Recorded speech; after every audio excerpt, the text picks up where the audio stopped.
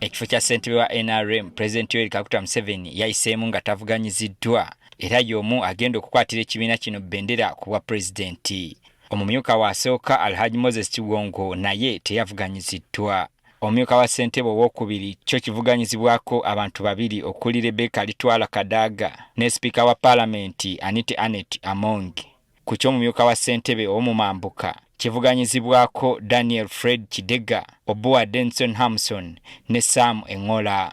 Ate amyuka ssentebe wa NRM e Karamoja kuliko Loki John Baptist, Akira John Roberts, Johnson Ongoroch ne Rochi Abraham.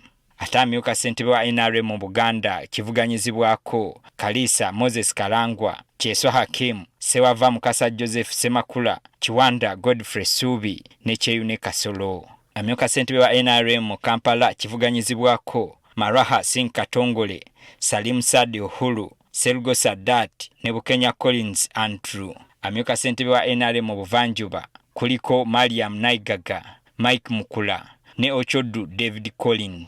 Kyo ekifo kya amyuka ssentebe wa NRM mu Bugwanjuba nga kye kisingako abantu abangi kuliko Bwenji Ruben Muhanji, Asimwe Jonad, Kamugisha Blaze, Kamugang Dick Nawamanya, Byaluhanga Balije Enoch, Atuhe Innocent, Mawanda Mike Malanga ne Chris Baliomunsi.